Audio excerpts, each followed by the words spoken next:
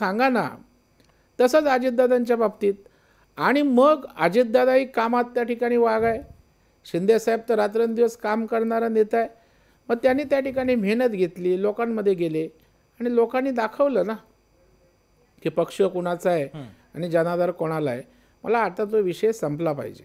लोकांना अशा प्रकारच्या टीका, आता आमच्या देवेंद्रजींना त्या ठिकाणी उद्धवजी ठाकरे जाहीरपणे टरबूज बोलतात. आता मला सांगावं, एवढ्या सुसंस्कृत घराण्यात बाळासाहेबांच्या पोटी जन्माला आलेल्या उद्धवजींनी त्या ठिकाणी जाहीर सभेमध्ये एखाद्या एवढ्या मोठ्या महाराष्ट्राच्या लोकप्रिय नेत्याला असं हिणवणं, त्याच्या व्यंगावर बोलणं योग्य आहे का? आणि हे लोकांना नाही आवडलं. मराठा आरक्षणाच्या बाबतीत देवेंद्रजींना आपल्या राजकीय स्वार्थापोटी विलन करण्याचा प्रयत्न या राज्यातल्या जाणत्या राजांनी केला. 40 वर्ष आपण सत्तेत होतो, 4 वर्ष मुख्यमंत्री होतो, तेव्हा मराठा आरक्षण का दिलं नाही सांगू शकले नाहीत. उद्धवजींची मराठा आरक्षणाबाबत भूमिकाच आली नाही.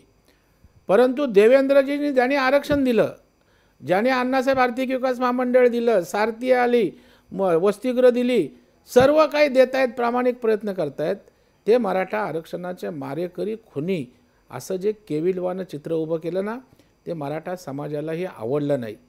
त्यांना कळलं की कोणतरी आमच्या समाजाच्या खांद्यावर बंदूक ठेवून देवेंद्रजींचा गेम करण्याचा प्रयत्न करतोय शांतपणे.